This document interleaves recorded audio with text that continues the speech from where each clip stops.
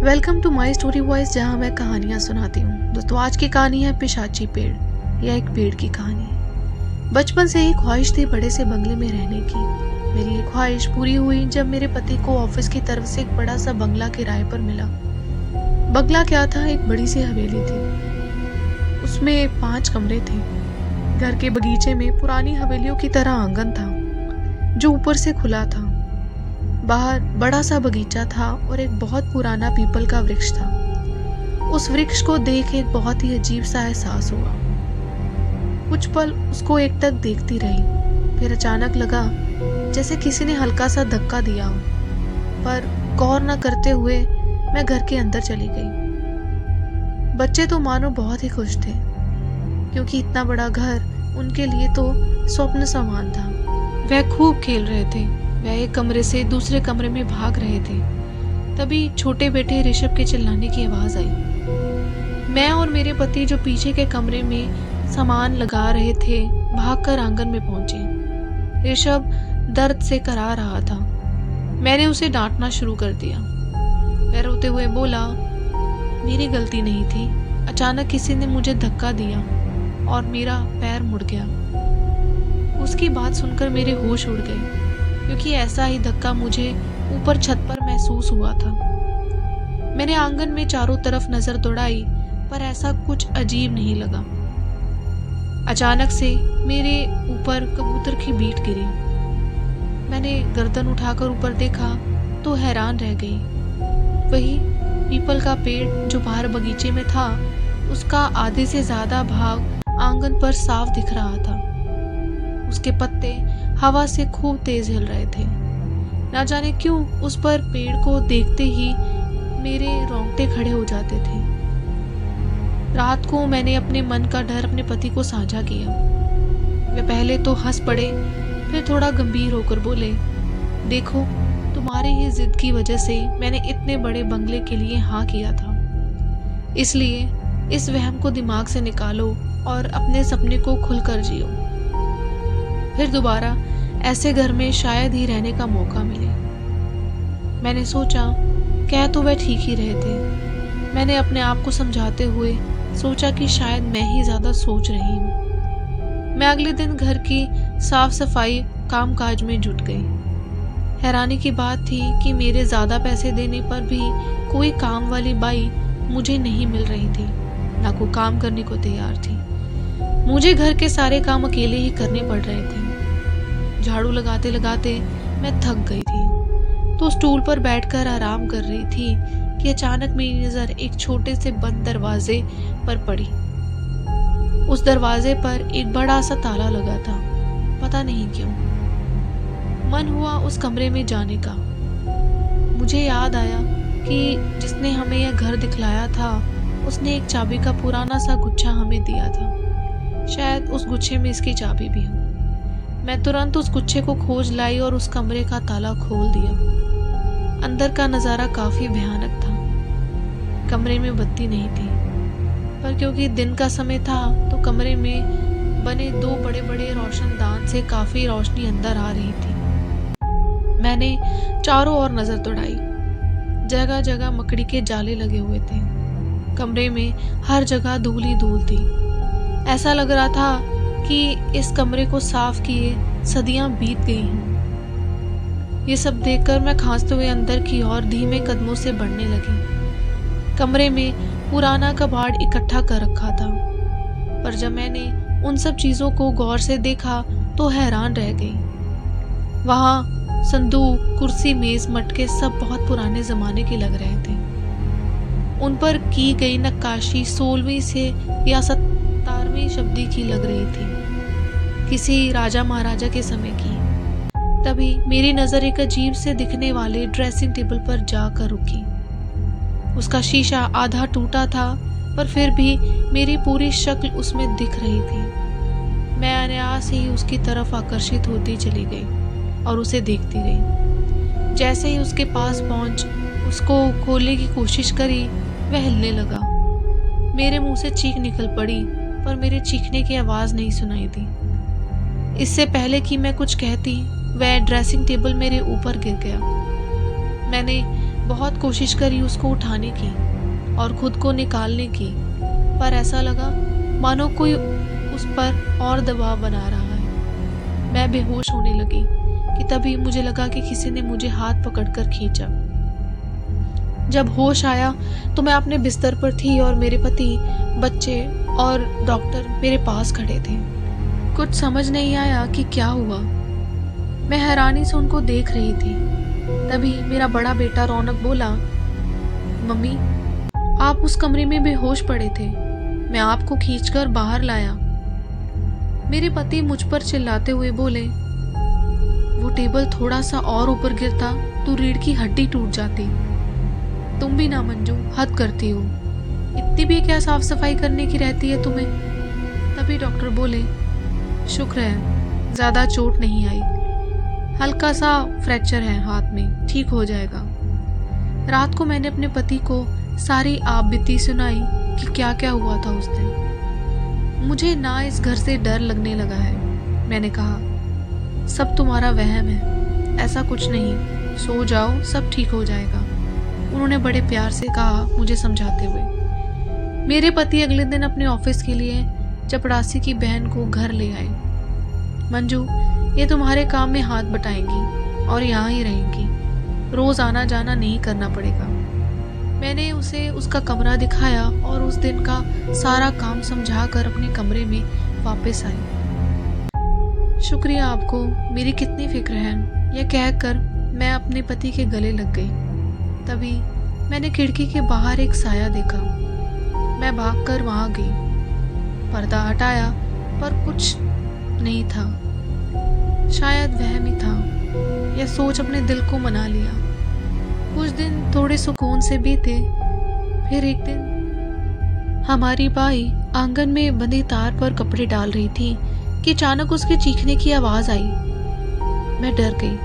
मैं भागकर वहां पहुंची तो देखा कि वह फर्श पर गिरी हुई है और जिस लोहे के डंडों पर तार बांधकर हम कपड़े सुखाते हैं वह उस पर गिरा हुआ है। अरे लता, यह कैसे हुआ? यह डंडे तो बहुत मजबूत हैं, यह तुझ पर कैसे गिर गए? मैंने अचरज से पूछा। फिर मैं किसी तरह उसको उठाकर बिस्तर तक लाई और अपने पति को ऑफिस से फोन कर बताया। मेम साहब, यकीन मानिए मेरी कोई गलती नहीं है। मैं तो आराम से कपड़े सुखा रही थी कि मेरी नजर ऊपर पीपल पर पड़ी। बस उसे देख रही थी कि यह अचानक मुझ पर गिर पड़े। वह दर्द से कराती हुई बोली। मेरा माथा ठनका। जब भी हम में से किसी को चोट पहुंचती है तब तब वहां पीपल के पेड़ का साया दिखा है। उस दिन उस कमरे में भी पीपल के वृक्ष का साया साफ दिख रहा था। यह सब सोच मेरा शरीर कांप उठा। कहीं कोई पिशाच तो निवास नहीं करता इस पेड़ पर, जो नहीं चाहता कि हम यहाँ रहें, इसलिए हमें चोट पहुंचाकर हमें यहाँ से निकालना चाहता है। मैं अब बहुत डरी सहमी सी रहने लगी। जरा सी आहट होने पर मेरी रूह कांप जाती। मैंने अपने इस डर और पीपल के पेड़ से जुड़ी सभी घटनाओं को अपने पति से बताया। चलो कुछ सोचते हैं, मेरे पति ने आश्वासन देते हुए कहा। कुछ दिन बीत गए। मुझे फिर सारा काम खुद ही करना पड़ रहा था क्योंकि लता को गहरी चोट आई थी तो वह गांव चली गई। एक दिन मेरे पति अपने साथ एक आदमी को लाए।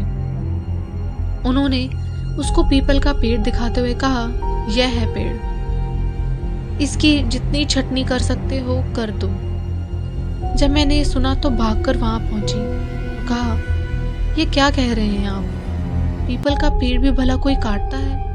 मैंने गुस्से से कहा, मंजू, ये सब पुरानी दक्यानुसी सोच है।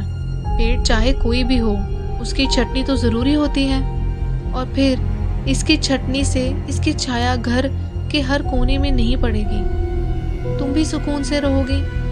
चलो भैया जल्दी करो। उन्होंने कहा। वह आदमी पीपल के पेड़ की तरफ जैसे ही बढ़ा, बहुत तेज हवाएं चलने लगी। आंधी आई। देखते ही देखते हवाएं तूफान में तब्दील हो गई। तभी एक बहुत बड़ी टहनी पेड़ से गिरी और एक बहुत तेज आवाज आई। मैंने अपनी आंखें बंद कर ली। 2 मिनट बाद जब आँख खोली तो सब कुछ शांत हो चुका था, वो सब खत्म हो चुका था। मैंने जैसे ही आगे बढ़ी तो सामने जो देखा उससे मेरे पैर तले जमीन खिसक गई। मेरे पति जमीन पर गिरे हुए थे और पेड़ की वह विशालकाय टहनी उनके ऊपर गिरी हुई थी और वह दर्द से चीख रहे थे। मैंने घबरा कर रौनक को आवाज लगाई। उसकी मदद से हमने इस टहनी को जैसे तैसे हटाया और उनको अंदर लेकर आए। डॉक्टर के आने पर एम्बुलेंस बुलवाई और हॉस्पिटल पहुंचे। मेरे पति की कमर में फ्रैक्चर आया था। यह सुनकर मैं स्तब्ध रह गई। और कितनों को नुकसान पहुंचाएगा वह पीपल का पिशाच। कोई माने या न माने, मुझे यकीन हो चला था कि इस घर में कोई है जो नहीं चाहता कि हम यहाँ रहें। उस समय यह सब अपने पति को बोलना ठीक नहीं समझा मैंने, पर मन में ठान लिया था कि जब वह ठीक हो जाएंगे तब हम यह घर छोड़ देंगे। नहीं रहना हमें अब इस घर में। अब हर रोज मेरे हॉस्पिटल के चक्कर लगते थे। एक दिन मुझे थोड़ा लेट हो गया। मैंने घर का दरवाजा खुला हुआ देखा तो घबरा गई। मैं तुरंत अंदर पहुंच गई। जो देखा वह एक डरावने सपने से कम नहीं था। आंगन में मेरा छोटा बेटा डरा सहमा खड़ा था और ऊपर पीपल के पेड़ को देख रहा था। उसके मुंह से आवाज नहीं निकल रही थी।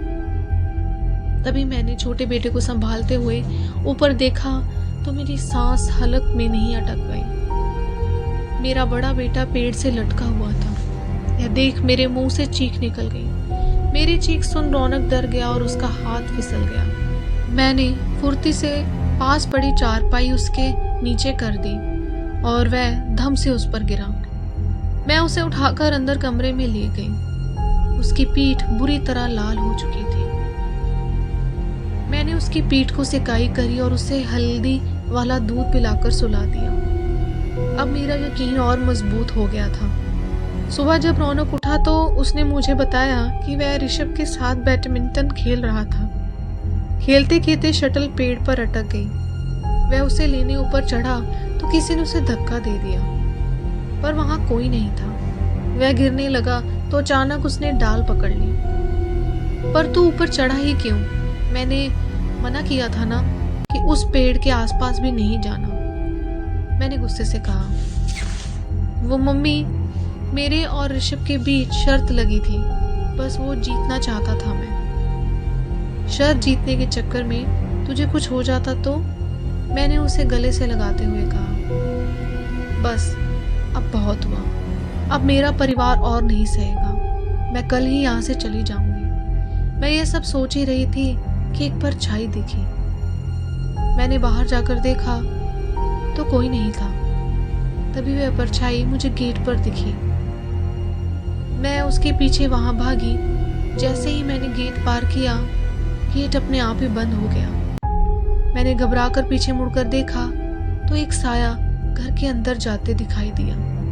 मैंने जैसे ही गेट खोलकर अंदर जाने की कोशिश की, गेट खुला ही नहीं। मैंने खूब जोर लगाया पर गेट नहीं खुला। मैं पसीना पसीना हो गई क्योंकि अंदर बच्चे थे। मुझे समझ नहीं आ रहा था कि मैं क्या करूं। तभी ऋषभ के चीखने की आवाज आई। मम्मी, कहाँ हो आप? मम्मी, मुझे डर लग रहा है। बेटा, मैं बाहर हूँ। गेट नहीं खुल रहा तो हिम्मत रख, मैं तुम्हें बचा लूंगी। रौनक बेटा, जल्दी से आ, मैं चिल्लाकर बोली, पर मुझे लगा कि मेरी आवाज ऋषभ रौनक तक पहुंच ही नहीं रही। मुझे बार बार ऋषभ की आवाज आ रही थी पर मेरी उस तक नहीं पहुंच रही थी। मैं असहाय ही गेट पर गिर गई। सुबह जब मुझे होश आया तो मैंने फिर गेट खोलने की कोशिश की। इस बार गेट आसानी से खुल गया। मैं भागकर अंदर बच्चों के कमरे में गई उनको देखने के लिए। वहां देखा तो वह आराम से सो रहे थे। मेरी जान में जान आई। जब वह उठा तो मैंने उनसे पूछा कि रात को क्या हुआ था। मम्मी, कुछ नहीं हुआ था, हम तो आराम से सो रहे थे और हमें आपकी कोई आवाज नहीं आई। ये सब सुनकर मैं समझ गई कि उस पिशाच ने मुझे डराने के लिए यह सब किया। मैंने बच्चों को तैयार होकर आने को कहा। उन्हें ले मैं अपने साथ हॉस्पिटल गई। वहां अपने पति को सब कुछ बताया। डॉक्टर के मुताबिक एक दिन बाद उनका प्लास्टर खुलना था। मैंने तय किया कि उस रात मैं वहीं रुकूंगी बच्चों के साथ। अगले दिन सुबह प्लास्टर खोलने के बाद हम सब घर पहुंचे। मेरा इरादा दृढ़ था। मैंने सामान बांधना शुरू किया। एक बार और सोच लो मंजू, शायद ये वहम ही हो। मैं कुछ नहीं जानती, शायद वहम हो, पर घटनाएं तो कुछ और ही इशारा कर रही हैं। मैं अपने बच्चों की जान को खतरे में नहीं डाल सकती। अगर सच में कोई पिशाच हुआ तो? नहीं, बस अब सोच लिया, बहुत हो गया। हमें उस पिशाच को उसका घर लौटा देना चाहिए। सामान बांध हमारी गाड़ी उस घर के गेट से बाहर निकली। मैंने मुड़कर पीछे देखा। पीपल का वह पेड़ शांत खड़ा था और उसके पत्ते हवा में लहरा रहे थे। ऐसा लगा कि अपनी जीत पर इतरा रहे हों। यह तब तक शांत रहेगा जब तक कोई और वहां रहने ना आ जाए। दोस्तों, यह थी कहानी पिशाची पेड़ की। आई होप आपको ये कहानी अच्छी लगी हो। कहानी अच्छी लगी तो इसको ज़रूर लाइक करें, दूसरों के साथ ज़रूर शेयर करें जो ऐसी कहानी सुनना पसंद करते हैं। अगर मेरे चैनल को सब्सक्राइब नहीं किया तो कर लीजिए, जिसका नाम है माई स्टोरी वॉइस, जहाँ मैं कहानियाँ सुनाती हूँ। इस कहानी के बारे में आप क्या सोचते हैं कमेंट में लिख के ज़रूर बताइएगा। क्या आपने भी कभी कोई ऐसा किस्सा सुना है? तो चलिए फिर मिलते हैं अगली बार नई कहानी के साथ, नए विचार के साथ। Thanks for watching and listening my story voice, जहाँ मैं कहानियाँ सुनाती हूँ।